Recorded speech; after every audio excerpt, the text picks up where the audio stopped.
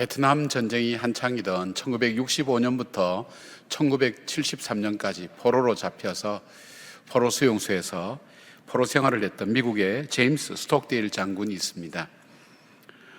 이 기간 동안 이분은 잔인한 고문, 사경을 헤맬 수 있는 그런 잔인한 고문을 20여 차례나 고문을 받으면서 8년간에 걸친 이 포로 생활을 잘 마치고 귀환하게 되었습니다. 최초로 조종사 기장과 그리고 미국 의회 명예훈장을 받는 미국의 삼성 장군이 되었는데, 그 자리에서 기자들이 물었습니다. 8년이나 그 참혹한 포로 생활을 어떻게 살아서 돌아올 수 있었습니까? 또한 그것뿐 아니라 그 어려움 중에 포로 생활 매뉴얼 같은 걸 만들어서 같은 포로 수용소에 있던 다른 포로들에게 많은 사람이 살아서 돌아올 수 있도록 그렇게 할 수 있었던 이유가 무엇입니까? 그렇게 물어봤습니다. 이분이 이제 그런 얘기를 합니다. 우리가 어떤 일을 만나느냐 만나지 않느냐 이것보다 더 중요한 것이 있다면 그 일을 임하는 자세가 굉장히 중요한 것 같다고. 이 일 앞에 이 포로 생활을 하면서 자기가 가졌던 마음은 믿음을 잃지 않았다고. 나는 반드시 살아서 돌아간다는 그 믿음을 잃지 않았고, 두 번째는 냉정하게 냉철하게 현실을 직시하는 그런 마음을, 그런 관점을 갖지 않으면 판단이 흐려지고 어려워진다고 그렇게 얘기했다고 합니다. 우리는 인생을 살다 보면 어려운 일을 많이 만나게 되죠. 힘든 일도 만나게 됩니다. 그런데 그 어려운 일, 힘든 일이 우리를 불행하게 만드는 것이 아니라 그 일들 앞에 우리가 어떤 자세로, 어떤 모습으로 그 일들을 만나고 해결해 가느냐가 중요하다는 것을 바로 일반 교훈에서도 우리는 배울 수가 있습니다. 오늘 이 본문에 나오는 이 바울과 실라도 이 감옥에 잡혔죠. 그러니까 귀신 들린 여종을, 귀신을 쫓아내었다고 해서 이 여종 통해서 점쳐서 재산을 벌어들이던 이 사람이 자기의 이익이 끊어진 줄 알고 이 바울과 실라를 모함해서 감옥에 넣고는 그 다음에 매를 때리게 하고 그 다음에 감옥에서 이렇게 감옥을 살게 만들었습니다. 그런데 이 뒤에 이제 참혹하죠. 옛날에 그 채찍은 한 3줄 채찍으로 되어 있는데, 채찍 끝에는 이 동물뼈로 만든 것이 있어서 때리면 살점이 떨어져 나오는, 그래서 그걸 40대 이상 때리면 죽으니까 40대를 법으로 때리지 못하도록 40의 한한 감한매, 그걸 보통 성경에 그런 표현이 있죠. 그걸 맞고 온 몸에 상처투성이가 되면서 밤이 되었습니다. 그리고 차코에 채워져 있다고 얘기하면, 차코라고 하는 것은 뭐냐면 사람의 다리를 벌려서 가장 많이 벌릴 수 있는 곳에 발목을 묶어 두는 겁니다. 그러니까 얼마나 고통스럽겠어요? 그리고 발목 있는 부분은 쇠를 달아서 조금만 움직이면 그 쇠가 살을 파고 들어가면서 더 고통스럽게 만드는 그 환경 속에서 일들이 이루어진 것을 봅니다. 그런데 뒤에 결론적으로 이렇게 보면 바로 이 일 때문에, 바로 이런 것, 그러니까 감옥에 잡힌 것, 그리고 감옥에서 그 고문을 심하게 당한 것, 그리고 그 밤에 감옥에서 힘들고 어려운 시간을 보낸 이 모든 것들이 이 빌립보 지방에 복음을 증거하는 일에 정말 귀하고 복되게 쓰여지면서 그 복음이 오늘 나에게까지 올 수 있는 그 여정을 거쳐서 오게 되었다는 사실입니다. 가장 힘들고 어려웠지만 바울과 실라의 그 삶의 모습을 통해서 하나님의 복음이 가장 아름답게 잘 전해질 수 있는 그런 계기가 되어서 복된 삶이 되었다고 그렇게 성경은 말씀하고 있습니다. 그렇다면 오늘 우리가, 여러분 각자 개인적으로 어려움을 겪고 있는 분들도 있을 거예요. 또 지금은 우리가 이 전염병으로 온 나라가, 또 전 세계가 너무 어두운 가운데 있고, 또 졸업을 앞둔 여러분이 취업의 문제라든지 또 여러 가지 어려운 문제 때문에 각자 개인적인 삶이 있지만, 그러나 그 어려움 속에서 어려움에 따라가고 어려움에 휩쓸려가는 여러분들이 아니라, 어쩌면 우리가 하나님 뜻 안에 있을 때에 바로 지금의 이 어려움 때문에 내가 정말로 달라졌다, 새로워졌다는 그런 얘기를 할 수 있는 분명한 삶의 방법과 원리가 분명히 있을 거라는 것을 우리는 이 말씀을 통해서 찾아볼 수가 있습니다. 그렇다면 우리가 당하는 그 어려움을 어떻게 이겨나가야 되고 어떤 자세로 임해야 되는지에 대한 부분을 바울과 실라를 보면서 우리가 함께 삶에 적용했으면 좋겠습니다. 첫 번째로 바울과 실라는 이 고난의 밤을 어떻게 보내느냐. 바울과 실라는 이 고난의 밤에도 하나님이 자기들을 여전히 인도하고 계심을 믿었습니다. 쉽지 않죠. 바울이 바나바와 함께 1차 전도 여행 때는 성령께서 그렇게 개입하지 않으셨어요. 그냥 이들이 가는 곳에 순적하게 길을 열어서 갈 수 있도록, 그렇게 해서 돌아올 수 있도록 마지막 코스가 루스드라와 더베라는 곳을 거쳐서 이렇게 돌아오도록 그렇게 만들었어요. 근데 지금 신라와 함께 2차 전도 여행 갈 때는 이해하지 못할 일들이 일어납니다. 원래 이 바울은 1차 전도 여행 장소를 쭉 한 바퀴 돌면서, 그러면서 그 지역에 우리가 전도하고 난 이후에 그 교인들을 격려하는 그런 면에서 한 바퀴 돌려고 했는데 하나님께서 간섭을 하기 시작하는 거예요. 제일 먼저 뜻밖의 나타났던 것은 자기가 루스드라에서는 얼마나 돌멩이로 맞았는지 죽은 줄 알고, 그 시체인 줄 알고 그냥 성 밖에 갖다 버렸어요. 그만큼 박해와 어려움을 받았던 루스드라와 더베에서 그가 가보니까 교회가 생겨난 거예요. 믿는 사람이 많이 생겨난 거예요. 그리고 거기서 가장 결정적인 것은 디모데라고 하는 동력자를 만난 거예요. 바울 이후에 초대교회를 이끌어갈 수 있는 지도자인 이 디모데, 젊은 청년 디모데를 거기서 만난 거예요. 바울이 얼마나 감격했는지 모릅니다. 바울이 무슨 생각을 했을까요? 내 생각과 하나님의 생각은 다르구나. 나는 실패했고, 나는 좌절했고, 이곳에서는 더 이상 내가 살아가기가 어렵다고 생각하고 죽음의 위기까지 갔었는데도 불구하고 하나님께서는 이곳에 바로 그 일을 통해서 복음을 일으키시고 믿는 사람을 많게 하시고 교회가 생기게 하시고, 특별히 더 놀라운 것은 자기의 뒤를 이어서 함께 사역할 디모데라는 사람을 하나님께서 여기서 만나게 할 때 무슨 생각을 했을까요? 나는 기대하지 않았지만, 내 생각은 이랬지만 하나님은 하나님의 계획이 있으셨구나, 하나님의 뜻이 있으셨구나 하는 것을 그가 깨닫지 않았을까요? 그가 이 성경을 보면 계속해서 하나님께서 간섭을 하시는 것을 보게 됩니다. 16절 6절 보면 성령이 아시아에서 말씀을 전하지 못하게 하시거늘 그들이 부르기아와 갈라디아 땅으로 다녀가, 그렇게 되어 있죠. 첫 번째 계획의 좌절입니다. 이 바울은 말씀드린 것처럼 소아시아 지방을 이렇게 다시 한번 순회하면서 복음을 전하려는데 성령께서 소아시아에 말씀을 전하지 못하게 만든 거예요. 간섭하는 거예요. 여러분, 우리가 하나님께서 우리가 계획하고 내가 생각했던 일을 막을 때에 얼마나 좌절감이 옵니까? 그러면서 생각할 거예요. 왜 그렇지? 이렇게 생각할 거예요. 자, 한 번으로 끝나지 않아요. 그 다음에 보니까 7절 보니까 무시아에 이르러 비두니아로 가고자 했을 때 예수의 영이, 즉 성령이 허락하지 아니하는지라. 여기서 안 되는 거예요. 왜 여기도 안 되지? 쉽게 말하면 지나가는 길에 그냥 전해도 되는데 복음을 전하지 못하게 만드는 거예요. 하나님께서 막으시는 거예요. 우리가 복음을 위해서 파송을 받은 사람인데 하나님께서 왜 여기서 복음을 전하지 못하게 만들지? 두 번째 좌절이에요.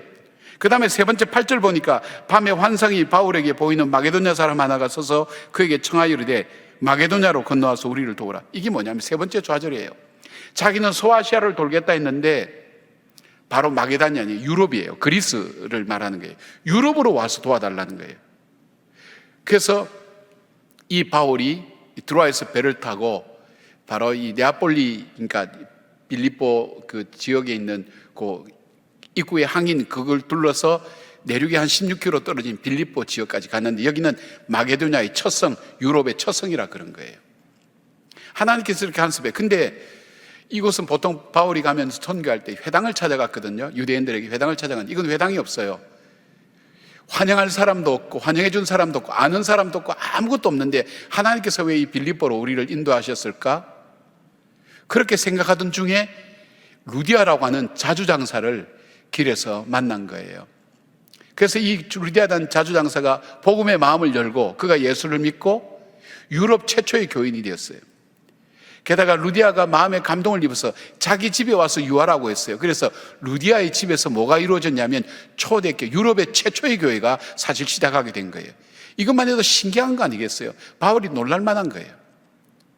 그리고 이어서 귀신 들린 여종을 만나게 만든 거예요. 귀신 들린 여종이 하나님의 복음을 전하는 사람이다 그렇게 얘기하고 따라다니니까 바울이 이 여종에게 있는 귀신을 명하여서 쫓아내었어요. 예수 이름으로 쫓아내었어요. 그러니까 그 주인이 보고 자기 이익이 끊어진 줄 알고 바울과 신라를 감옥에 넣고 지금 이 어려움을 겪게 된 거예요. 자, 그 감옥에 들어와서 어려움을 겪게 된 거예요. 근데 바울이 신라와 무슨 생각을 했을까요? 감옥에 들어온 것이 재수가 없어서 들어왔다 생각했을까요?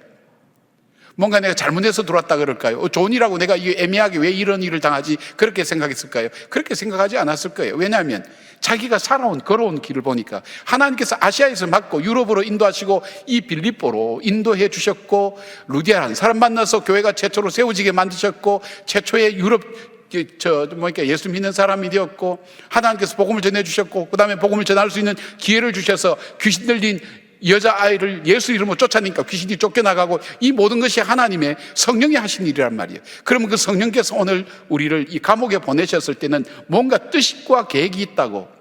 나는 대책이 없어요. 나는 이해를 하지 못해요. 그렇지만 하나님은 아까 그 루스드라에서 일어났던 그 일들처럼 나는 끝이라고 생각했는데 하나님께서는 그 일 통해서 하나님의 역사를 열어가셨단 말이에요. 그러면 이 감옥에서도 반드시 하나님은 역사를 일으키실 것이다. 나는 여기서 끝이고 고통스럽고 힘들지만 하나님은 계획을 갖고 계실 것이라는 그 믿음을 다시 붙든 거예요. 낙심할 시간이 없죠. 낙심할 필요가 없는 거예요. 왜요? 내가 감옥에서도 하나님의 인도하심을 받고, 내가 밖에서도 하나님 인도하심을 받고, 지금도 나는 복음이 막혀있는 것 같고, 우리의 삶이 막혀있는 것 같고, 잠겨있는 것 같고, 더 이상 진행이 안 되는 것 같지만, 성령께서는 성령의 계획을 가지시고, 내가 알지 못하는 성령의 계획을 가지시고 우리를 이곳에 보내셨고, 매를 맞게 만드셨고, 감옥에 갇히게 만드셨는데 하나님의 계획이 있을 거라는 걸 믿은 거예요. 바울은 바로 이 성령님의 인도하심 앞에 그는 순종하고 하나님의 그 인도하심의 약속을 분명히 붙들었어요. 그리고 살아온 삶들을 보면서 알았어요. 그래서 바울은 나중에 로마서에서 이렇게 기록합니다. 우리가 알거니와 하나님을 사랑하는 자 곧 그의 뜻대로 부르심을 입은 자들에게는 모든 것이 합력하여 선을 이루는 이라는 믿음의 확신을 갖게 된 겁니다. 사랑하는 여러분, 여러분이 어려운 일, 힘든 일 만났을 때 여러분들이 어떤 생각 들어가요? 왜 이런 어려움이 나에게 왔지? 내가 이해하지 못할라. 나는 여기서 끝이다. 아이고 고통스럽고 힘들다. 그렇게 생각할 수 있지만, 여러분이 살아온 길지 않는 삶이지만 잠깐 여러분의 삶을 한번 돌아보세요. 하나님이 인도하신 부분도 있고 하나님 막으신 부분도 있을 거예요. 내가 의식하지 않고 살아왔지만 여러분이 믿음의 눈을 들어서 내가 살아온 삶을 한 번만 잠깐만 정리해 보시면 여러분 삶 속에 하나님의 손길이 있었단 말이에요. 인도하심이 있었어요. 내가 이거는 실패야, 포기라고 생각했던 거기에서 하나님은 내 삶을 열어오셨고, 내가 잘한다고 했던 거기에서 나는 또 좌절감을 통해서 또 그 좌절감이 내 삶을 새롭게 만들었던 그 삶의 역사들을 여러분 다 갖고 있을 거예요. 전 제가 하나님 앞에 제 뜻대로 이루어지지 않는 것에 대해서 그 막아주신 하나님께 감사한 적이 참 많았어요. 하나님 내 뜻대로 안 되게 하신 거 감사합니다. 그러면서 뭘 경험했냐면 내 삶을 뚜렷하게 인도해 가신다는 사실을 전 제 삶을 통해서 하나님께 고백드릴 수 없는 게, 지금도 어려운 문제 닥치면 하나님의 무슨 계획이 있을 거야, 하나님의 인도하심이 있을 거야. 지금도 하나님의 인도하심은 중단되지 않았어. 감옥이라고 해서 하나님의 계획이 여기서 스탑, 갇혀있지 않단 말이에요. 하나님은 이걸 통해서 열어가시던 하나님의 계획이 있단 말이에요. 홍해 앞에 섰을 때 다 죽는 줄 알았지만 하나님은 홍해를 가르고 그 백성들로 하여금 홍해를 통해서 하나님의 능력과 이적과 기적을 보고 하나님을 찬양하는 바로 그 계획을 하나님은 갖고 계셨단 말이에요. 단지 내가 몰랐던 분이란 말이에요. 그러니까 지금은 뭐가 필요할까요? 믿음이 필요한 거예요. 하나님은 지금도 내 삶을 열어가신다. 여러분, 이 믿음 붙들면 낙심하지 않습니다. 그리고 이 믿음 붙들면 하나님 앞에서 내 삶을 다시 돌아보게 만드는 것입니다. 사랑하는 여러분, 여러분이 힘들고 어려울 때 여러분이 조용히 묵상해 보십시오. 살아온 지난 시간들 돌아보십시오. 하나님께서 내 삶을 인도해 주셨다, 또 인도해 오셨다는 사실을 한번 돌아보십시오. 여러분에게 신앙이 있든 믿음이 있든 하나님 살아계신지 안 계신지 나는 잘 모르겠다 그렇지만, 여러분이 살아온 삶을 조용히 돌아보실 때 분명히 하나님의 손길이 바울과 신라처럼 분명히 내 인생 속에 역사하셔서 여기까지 오게 하셨다는 것을 알게 될 겁니다. 여러분에게 여러 번 말씀드렸지만 전 중2 때 그 반에서 꼴찌했다 그랬잖아요. 반에서 여러분 잘 모르는 사실 내가 얘기하나? 중2 때 첫 시험 때 반에서 70명 중에, 그때 우리 70명이었어요. 70명 중에 꼴찌를 했어요. 그때 마침 나오는 책이 꼴찌에게 보내는 갈채 뭐 이런 책들 나왔어요. 70년도쯤 됐으니까, 70년도 좀 초반이니까 한번 생각해 보세요. 그 당시에는 유학이고 뭐가 없었어요. 그런데 꼴찌한 제가 무슨 기도를 했냐면, 하나님 유학 가게 해주세요. 그 유학이 어디서부터 저는 그 생각이 들어왔는지 저는 몰랐어요. 근데 제가 유학을 가려고 할 때, 저 아이 죽고 아버지 돌아가시면서 포기하고 제가 바로 이 목회로 들어오게 됐어요. 완전히 포기했었어요. 전 집사람이 학교 교사였기 때문에 교사고 나는 토플 공부하고 하면 갈 것 같다고 생각하고 이제 시작했는데, 그런 일이 갑자기 터지니까 완전히 포기했을 때 하나님께서 새로운 길을 열어서 유학 갈 수 있게 해주셨을 때, 그게 4월 23일, 92년 4월 23일이에요. 비행기 탈 때 하나님께서 마음을 주시는 것이, 나는 너하고 약속 지켰다는 거예요. 그리고 그때는요, 목사는요 100% 비자 안 나왔어요. 하나님께서 널 보내시겠다 그러시더라고요. 오래 있게 하지는 않겠다고. 5년 미국에 있었어요. 5년 공부하면서 미국에 있었어요. 갈 수 없는 그 비자, 나올 수 없는 비자가 나왔어요. 가게 됐어요. 지금도 돌아보면 우리 가정은 풍지박살나면서 해결할 수 없을 때 하나님께서 기가 막히게 인도하면서 여기까지 왔다는 제 삶을 이렇게 한번 돌아보면 눈물밖에 나오지 않아요. 지금 어렵고 힘든 일 있지만, 나는 모르지만 그 하나님은 내 삶을 지금도 인도하고 계신다는 그 믿음이 있기 때문에 두려워하지 않아요. 염려하지 않아요. 걱정은 할 수 있지만 거기에 말리진 않아요. 하나님은 무슨 길을 지금도 열고 계실 거라고, 그리고 선한 길을 인도해 주실 거라는 그 믿음이 있는 거예요. 사랑하는 여러분도 그 믿음 꼭 붙들기를 바랍니다. 나는 여기서 끝났다, 나는 여기서 포기한다, 그렇지만 하나님은 계획을 갖고 계세요. 왜요? 여러분을 사랑하시니까. 여러분을 사랑하셔서 자기 아들 독생자까지 주셨으니까 여러분을 결코 포기하지 않는단 말이에요. 포기하지 않으면 계획이 있다는 거예요. 하나님의 계획이 여러분에게 각자 있다는 것. 여러분은 하나님의 이 계획을 무시하지 말기를 바랍니다. 멸시하지 말기를 바랍니다. 여러분이 그 믿음으로 꼭 붙들기를 바랍니다. 그리고 지금도 내 삶을 열어가시는 그 하나님 붙들고 그 하나님과 함께 교제하면서 믿음으로 나가기를 바랍니다. 여러분이 이 믿음 꼭 붙들고 이 바울과 실라가 그렇게 살았다는 거예요.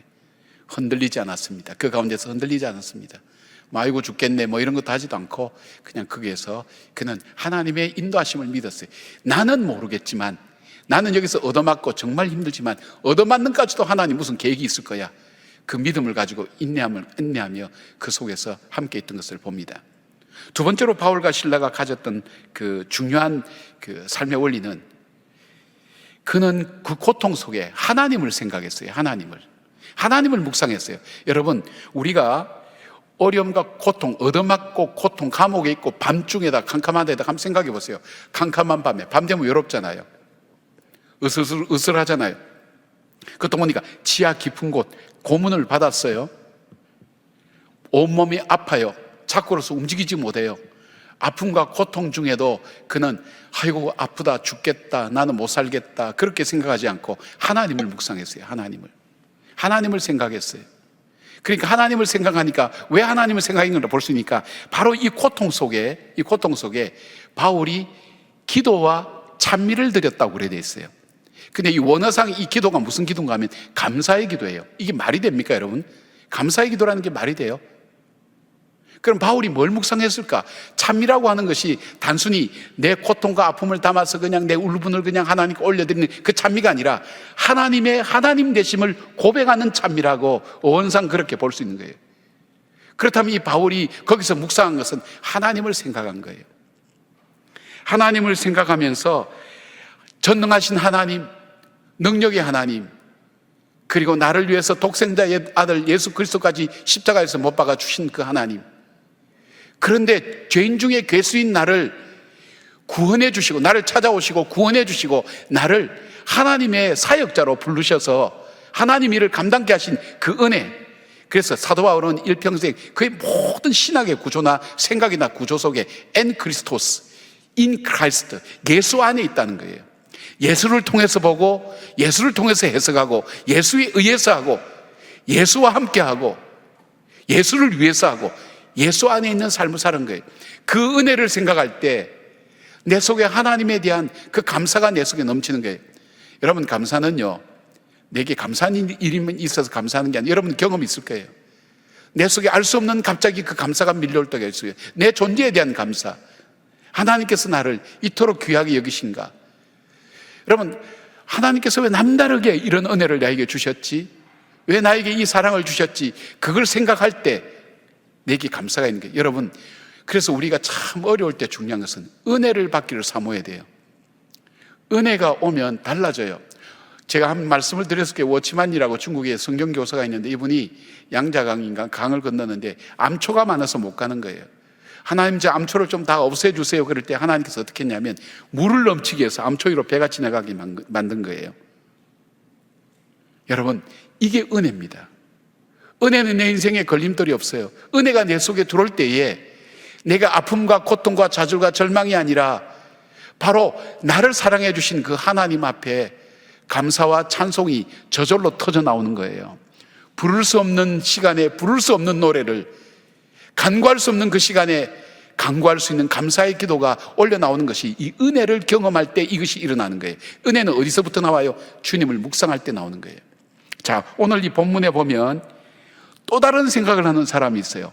27절 보니까 이런 생각이 있어요. 간수가 자다가 깨어 옥문들이 열린 것을 보고 죄수들이 도망간 줄 생각하고 칼을 빼어 자결하거늘, 그래 돼 있어요. 자, 이 간수는 무슨 생각했냐면 간수는 이 상황을 본 거예요. 자, 옥문이 열렸다, 죄수들이 도망갔다, 그럼 자기는 죽는 거예요. 왜요? 옛날에는, 이 당시에는 죄수들이 도망가면 죄수들과 공모했다는 누명을 뒤집어 쓰기 때문에 바로 고문을 하다가, 자기도 고문을 하지만은 고문을 당하다가 결국 죽게 돼 있는 거예요. 그럴 바에는 내가 내 손으로 죽는 게 훨씬 편하게 죽는 거거든요. 그러니까 그가 칼을 빼서 자결하려고 할 때 베드로와 바울과 실라가 자결하지 말라고, 우리가 안 나갔다고 그렇게 외칠 수 있었던 것이 그거예요. 자, 보십시다. 어떤 생각을 하니까 기도와 찬미가 나오고 어떤 생각을 하니까 죽을 생각을 하게 됩니까? 어떤 생각이에요? 자, 바울과 실라는 신실하신 하나님과 자기를 구원해 주신 하나님의 은혜를 생각했어요. 반면에 간수는 자기 앞에 벌어진 감당할 수 없는 일들과 그 일로 고문당하고 죽게 될 것을 생각하면서 죽음을 생각하고 선택하게 됩니다. 우리가 어떤 일을 만났을 때 기도와 찬미가 나오는 생각이 있고 죽고 싶은 마음이 들어가는 생각이 있어요. 여러분, 기도와 찬미와 기도가 나오는 생각이 어디예요? 하나님을 생각할 때 기도와 찬미가 나오는 거예요. 왜일까요? 하나님은 소망이기 때문에 그렇습니다. 하나님 우리에게 능력을 주시기 때문입니다. 하나님 우리에게 생명을 주시기 때문입니다. 하나님 우리에게 힘을 주시는 분이기 때문입니다. 하나님을 묵상할 때 하나님께서 이 고난을 이길 힘, 이 시련을 이길 힘, 이 어려움을 이겨나갈 수 있는 힘을 하나님은 주시는 거예요. 그게 소망이 있으니까 그 소망 가운데, 이 어려운 가운데도 하나님이 나와 함께 하시고 나를 버리지 않고 포기치 않는다는 그 믿음의 담대함이 그로 하여금 찬송하게 하는 거예요. 감사의 찬미를 드리게 만드는 거예요. 감사의 기도를 드리게 만드는 거예요. 이거 보통 맨정신으로 하면 정신 나간 사람이에요. 여러분, 하나님께서 자기 현실을 생각하면 죽을 수밖에 없는데 하나님을 생각하면 그 속에 소망이 있단 말이에요. 자, 시편 42편 11절에 보니까 이런 말씀이 있어요. 내 영혼아, 내가 어찌하여 낙심하며 어찌하여 내 속에서 불안해하는가? 너는 하나님께 소망을 두라. 나는 그가 나타나 도우심으로 말미암아 내 하나님을 여전히 찬송하리로다. 그렇게 되어 있어요. 불안하고 낙심하고 두려워할 수밖에 없는 세상 속에 하나님의 백성들이 예배에 올라가면서 함께 불렀던 노래가 이겁니다. 서로를 일깨워 주는 거예요. 불안하고 두려워하는 너희여, 이 세상에 내 인생이 다 끝났다고, 나는 희망이 없다고, 나는 소망이 없다고 얘기하는 너희들이여, 우리들이여, 우리가 지금 왜 불안하고 두려워하는가? 너는 하나님을 바라라. 하나님께 소망이 있지 않느냐? 그 하나님을 바라고 하나님께 너 시선을 향하고 하나님을 생각해라. 그 하나님께 소망을 두어라. 그 하나님께 소망을 둘 때 내 속에 뭐가 나온다고요? 찬송이 나온다는 거예요. 사랑하는 여러분, 여러분 지금 죽을 생각하는 분 계세요? 아이고 죽겠다, 이번에 성적 안 나와서 죽겠다, 취직 안 돼서 죽겠다, 여자친구와 헤어져서 죽겠다. 집안에 뭐 이렇게 등록금이 안 돼서 죽겠다. 내 미래가 안 보여서 죽겠다. 뭐 죽겠다 말이죠. 배고파 죽겠다. 목말라 죽겠다. 뭐 많이 쓰죠. 여러분 그런 표현 전혀 안 쓰는, 마스크를 쓰고 있으니까 이게 알 수가 있나? 죽겠다 표현 많이 써요. 죽고 싶을 정도로 힘든 생활들을, 환경들을 겪을 때가 많아요. 여러분 청년들만 힘든 거 아니에요. 초등학생들도 자살했다는 거 알고 계세요? 그 초등학생 2학년짜리가 뭘 알아요? 근데 인생이 괴롭다고 자살했어. 이게 이건 좀 오래된 얘기인데 최근 업데이트된 자료가 없어. 자기 여자친구에게 생일날 연필 사주겠다고 부모한테 돈을 달랬더니 부모님이 거절했어요. 벌써부터 조그만 녀석이 뭘 그냥 너희 형편에 맞게 하면 되지 그렇게 이걸 사주려고 하냐. 그러니까 그 거절당함에 견디지 못해서 아이가 떨어져서 죽었어요. 이게 인생이에요, 여러분. 여러분만 고통스러운 게 아니에요. 어른만 고통스러운 거 아니에요. 죽을 생각을 한다니까. 내 환경과 내 자신과 나에게 일어나는 일들만 보면 죽을 생각이 들어오는 게 당연하죠. 그러기에 믿음의 사람들은 일깨웁니다. 아니 불안하고 두려워하지 마라. 너는 하나님께 소망을 두어라. 그 하나님을 바라봐라. 하나님을 생각해라. 그 하나님께서 너에게 소망을 주신다. 기쁨을 주신다. 생명을 주신다. 찬양을 주신다. 그 믿음의 일깨워줌을 주는 거예요. 오늘 제 메시지도 여러분에게 여러분의 시선을 현실만 바라보고 안 되는 것만 바라보고 낙심만 되고 감옥에서 얻어맞고 갇히고 찾고 채하고 괴로운 것만 보는 것이 아니라 하나님을 생각하는 거예요. 그 하나님을 생각하니까 하나님의 은혜가 있는 거예요. 그 은혜가 있으니까 찬양이 나오는 거예요. 그 은혜가 있으니까 감사의 기도가 나오는데 여러분 이때 나오는 찬양과 감사의 기도는 생명을 살립니다. 나를 살리듯이 생명을 살립니다. 세계적인 복음 전도자인 빌리그램 목사님하고 오랫동안 동역했던 분들이 그런 질문을 했어요. 빌리그램 목사님 보고 목사님을 제가 오랫동안 지켜보고 동역을 하면서 정말 어려운 일, 힘든 일 만날 때 목사님은 동요하거나 흔들리지 않고 묵묵하게 평안하게 그 일을 치루어내는 것을 보았는데 목사님 어떤 비결이 있습니까?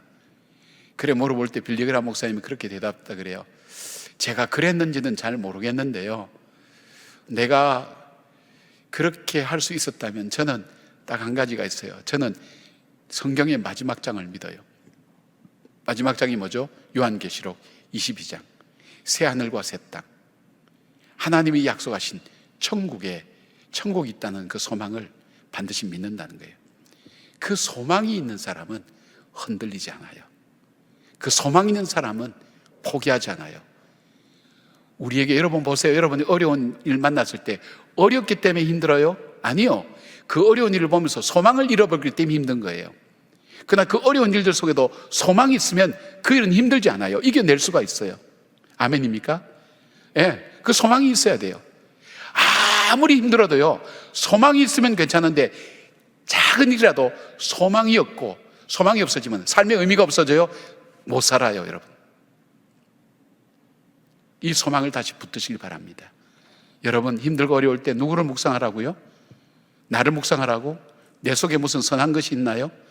내 속에 무슨 희망이 있나요? 여러분이 여러분 자신에게 나는 희망이 있어서 얘기한 사람이 있어요? 있다는 사람은 착각이에요. 여러분 조만간 병원 가봐야 돼. 없어요. 나에게는 희망이 없어요. 살면 살수록 그걸 느껴요. 환경, 이 세상이 소망이 있어요? 아니요. 여러분에게 들려진 뉴스 들어보세요. 소망스러운 뉴스가 있나?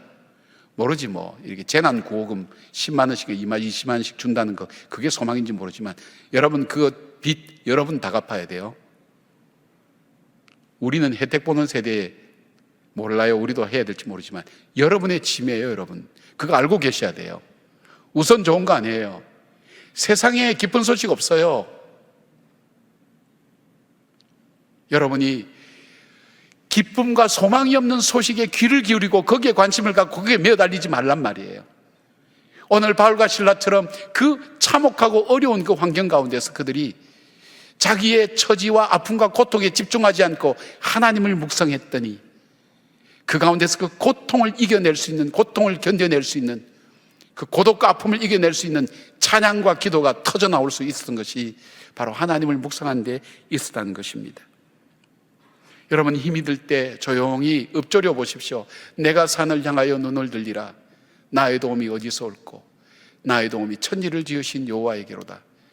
여러분 이게 시편, 특별히 시편은 하나님께서 말씀을 받아 적으라 해서 받아 적고 그렇게 해서 그런 것도 있겠지만은 더 중요한 것은 시편은 하나님의 감동을 받은 시편 기자가 하나님을 향해 외쳤던 그 간절한 고백이에요. 아마 이 시편 기자도 굉장히 어려움이 많았던 모양이에요. 외로웠던 모양이에요. 힘들었던 모양이에요. 그때 그가 이 말씀을 묵상하며 하나님을 생각하며 얘기합니다. 나의 도움이 어디서 올꼬? 나의 도움이 천지를 지으신 여호와께로다.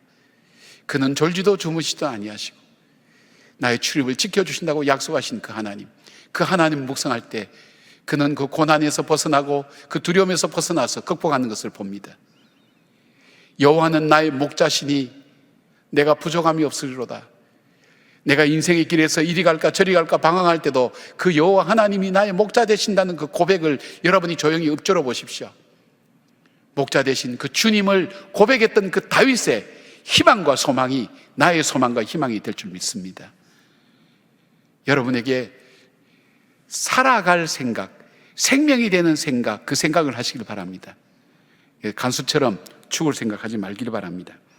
세 번째로 바울과 실라의 삶의 태도, 어려움이 왔을 때 그들은 사명을 잊어버리지 않았습니다.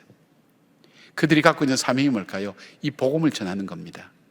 복음을 전하기 위해서 그들은 부름을 받았습니다. 이 복음이 뭡니까? 저와 여러분을 살리는 생명의 소식입니다. 기쁜 소식입니다. 이것이 나만의 기쁜 소식이 아니라 온 세상 어디든가 붙잡혀서 살아가는 그 사람. 오늘 바울과 실라는 보았어요. 저 귀신에게 붙잡혀 사는 저 어린 아이가 있는가 하면 저 뭡니까? 돈에 붙잡혀서 그 여인이 그 아이가 귀신에서 저 해방되어서 자유함을 얻는 것조차도 싫어해서 오히려 뭡니까? 그 바울과 실라를 귀신에서 자유롭게 해준 바울과 실라를 감옥에 집어넣는 돈에 붙들려 사는 사람들. 인생은 누군가에겐가 붙들려서 살 수밖에 없어요. 여러분 저는 클럽에 간 사람들 이해해요. 밤에 가서 흔들지 않으면 그들은 삶의 의미를 못 느껴요. N번방도 이해할 수 있어요. 인생이기 때문에 충분히 이해할 수 있어요. 자기가 뭔가 몰두하고 몰입할 수밖에 없는 뭔가 붙들려서 살아간단 말이에요. 돈에 붙들려 살고 명예에 붙들려 살고 권력에 붙들려서 살아갈 수밖에 없다는 거예요. 여러분이나 저도 마찬가지. 뭔가 붙들려 살아갈 수밖에 없는 사이에 바울과 실라는 사명에 붙들린 사람이에요. 복음의 사명에 붙들린 사람이. 그들은 한 번도 이 사명을 잊어버린 적이 없어요. 그들은 때를 얻든지 못 얻든지 주님께 붙잡혀서 복음을 전하는 사람입니다. 고통 중에 있든지 평안한 중에 있든지 그들은 복음을 전하는 일에만 신경을 쓰고 삶의 목적을 갖고 있는 사람입니다. 그는 감옥에서 매를 맞고 고통 중에 있어도 그는 사명을 생각했고 감옥 문이 열려도 그들은 도망가지 않고 사명을 생각했던 사람이 이게 진짜 사명자예요. 사명자는 환경이 중요하지 않아요. 여건이 중요하지 않아요. 사명자는 어떤 환경과 여건이 주어져도 사명만 생각하는 사람이에요. 사명이 없는 사람은 환경이 중요해요. 여건이 중요해요. 상황이 중요해요. 그러나 사명 있는 사람은 환경, 상황, 여건 전혀 관계없어요. 이 상황이 주어지면 이 상황에서도 사명을 감당하는 거고 저 상황이 주어지면 저 상황 속에서도 사명을 감당하는 거예요. 자, 바울과 실라가 이 감옥에 들어왔다면 그들의 사명은 뭘까요?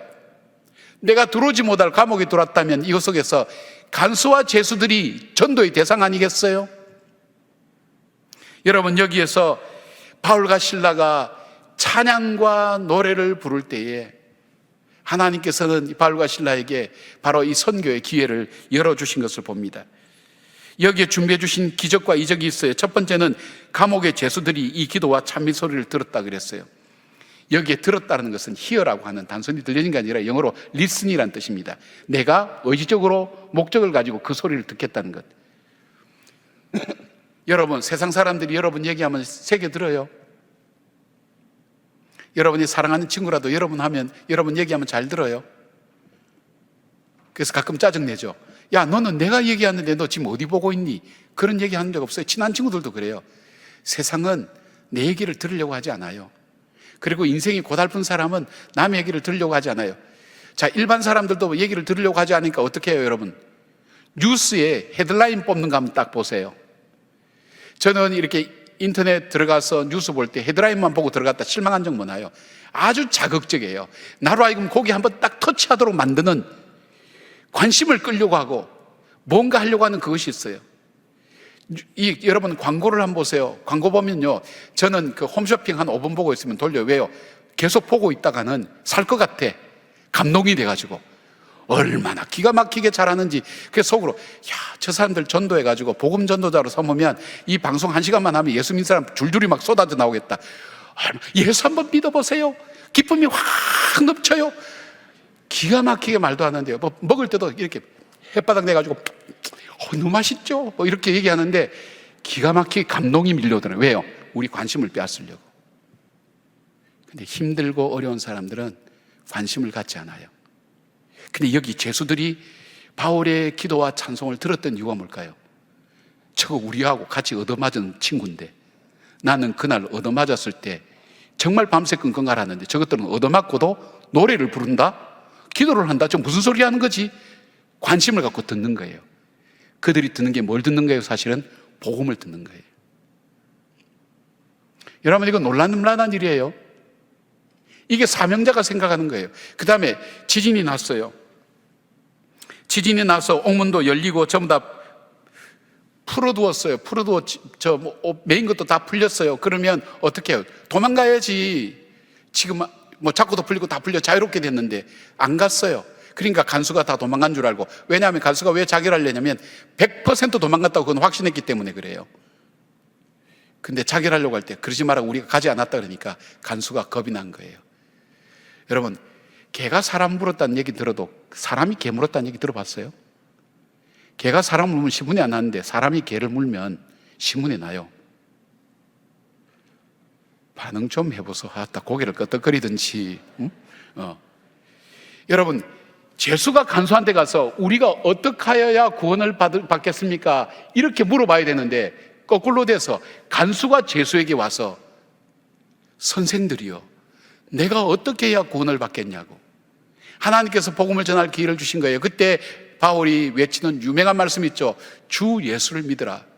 그리하면 너와 내 집이 구원을 얻을 것이라고 그렇게 외쳤죠. 여러분, 바울이 이 간수에게 가서 지금 밤이고 죄수들이 다 자니까 내가 조용히 얘기할게. 주 예수를 믿으라. 그리하면 너와 내 집이 구원을 받으리라. 그렇게 얘기했을까요? 아니요. 감옥에 쩌렁쩌렁 우리 외치기, 주 예수를 믿으라. 그리하면 너와 내 집이 구원을 얻으리라. 그들의 노래 소리를 듣고 그들의 기도 소리를 듣던 그들이 나도 어떻게 저런 자유함을 얻을 수 있을까 생각할 때 바울을 통해서 터져나오는 복음의 핵심, 주 예수를 믿으라. 그리하면 너와 내 집이 구원을 얻으리라. 그 복음의 말씀의 메시지를 듣고 죄수들 중에 구원받은 사람 없을까요? 저는 모르긴 해도 많을 거라고 생각해요. 왜? 우리나라 초창기 교회가 그런 일들이 너무 많았어요. 돈 받으러 왔다가 말씀에 듣고 변화되고 새로워진 사람들 많아요. 말씀이 갖고 있는 생명력이 있고 능력이 있기 때문에 그런 거예요. 하나님은 그 죄수들에게도, 하나님은 이 복음이 전해지기를 원하셨던 거예요. 사명자는 그 죄수들에게도 복음이 전해지기를 원합니다. 하나님은 로마의 관리인 이 간수들에게도 복음이 전해지기를 원한 거예요. 주 예수를 믿으라. 지금 자기가 죽게 생겼다가 살아났는데 정말 내가 예수를 믿어서 살아야 되겠구나. 복음을 받아들인 거. 이거 어떻게 했어요? 바로 그 자기들이 때린 그 고문한 자리를 씻어줬어요. 회개라고 볼 수 있죠. 자기들 한 행위를 씻어주니까 회개죠. 그 다음에 세례를 받았어요. 그 가족들과 함께 세례를 받았어요. 어떤 일이 일어나요? 예수를 믿은 거예요. 구원받은 거예요. 그 다음에 어떻게 했어요? 그 가족들이 바울과 실라 일행을 어떻게 대접했어요? 성도 간의 교제가 이루어진 것을 보게 됩니다.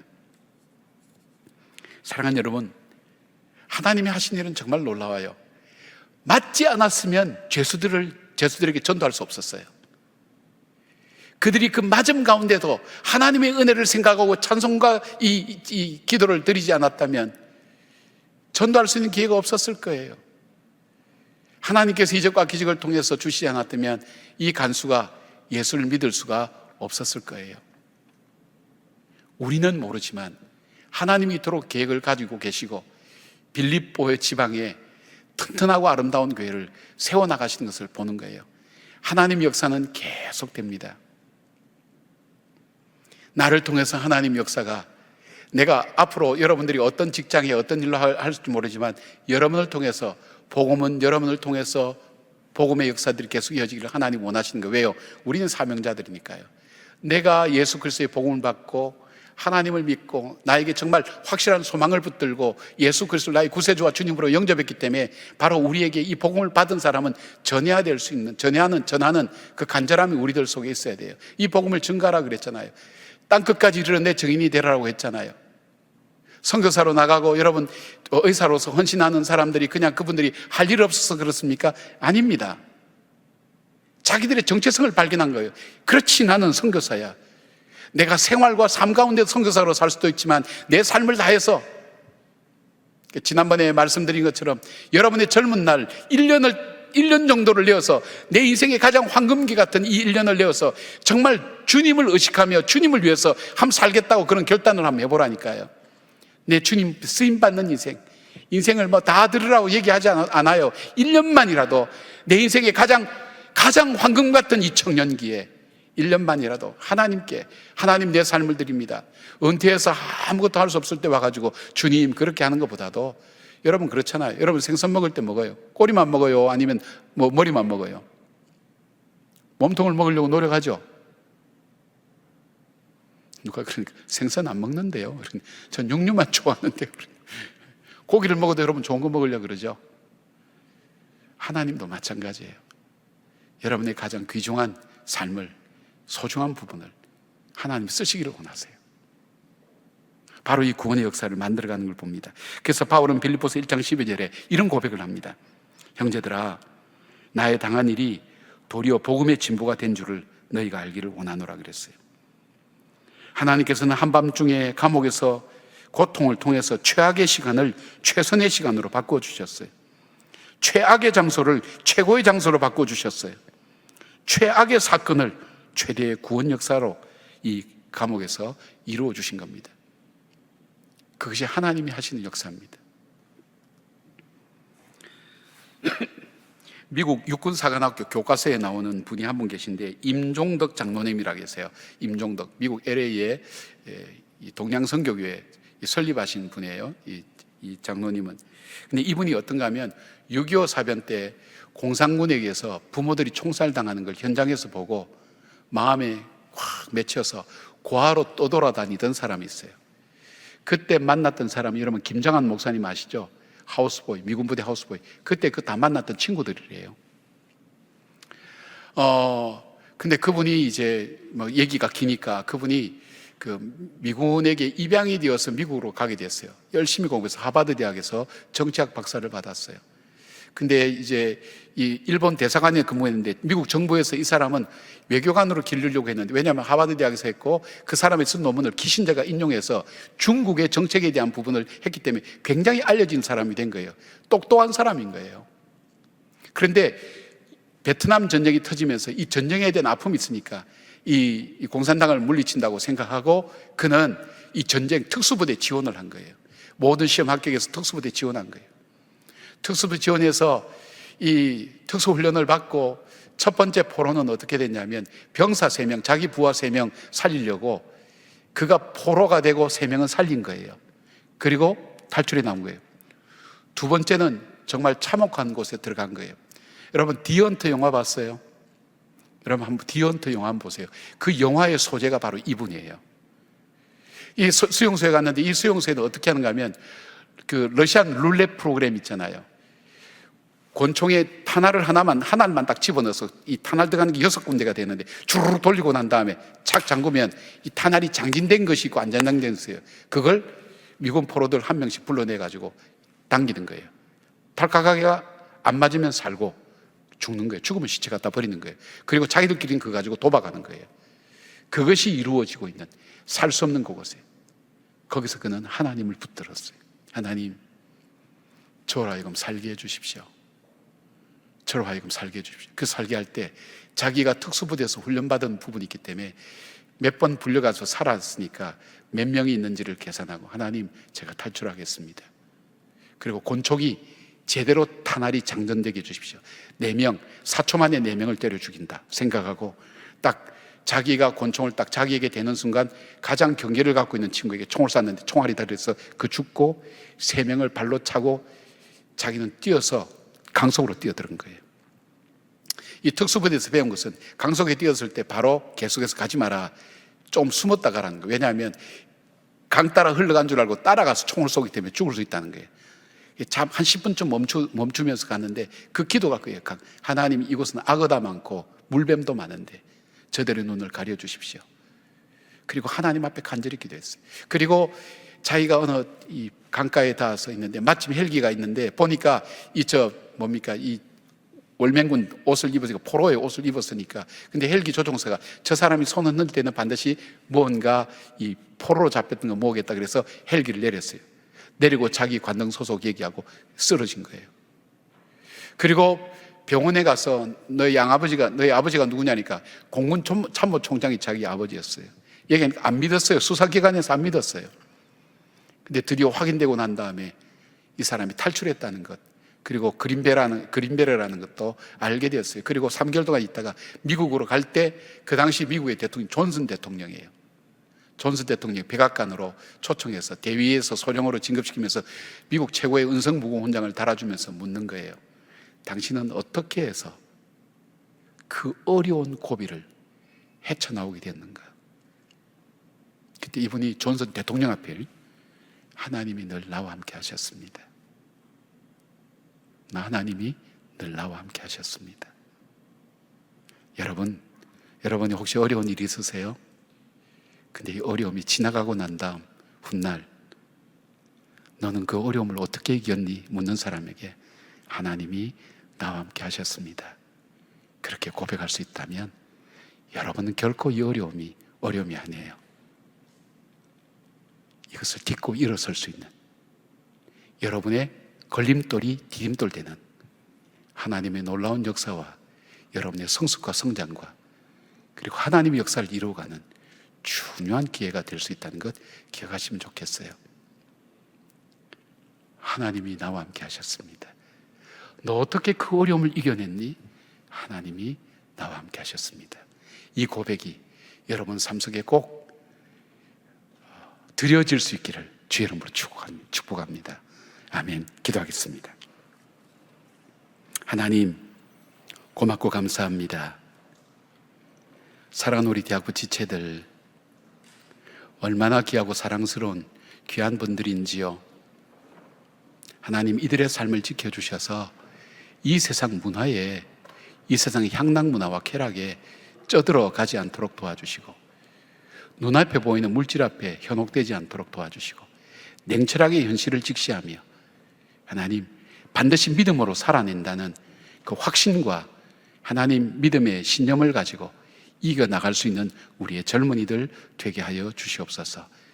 믿음의 사람은 뒤로 물러나 침륜에 빠지지 않는다고 했는데 믿음의 강건함을 주시고 인내를 주셔서 이 어려운 시대를 믿음으로 이겨내게 하시고, 감옥을 통해, 고문을 통해 하나님의 뜻을 이루었던 바울과 실라의 삶을 바라보며 의미 없는 고통과 이유 없는 고통이 없다는 것을 알게 하셔서 이들로 하여금 이 고난과 고통을 이겨나갈 수 있는 믿음과 은혜를 다하여 주시고, 훗날 하나님이 함께 하셨다고 이 고백, 가장 소중한 이 고백 한마디 할 수 있는 저희들의 삶이 될 수 있도록 은혜와 복을 내려 주시옵소서. 예수님의 이름으로 기도드립니다. 아멘.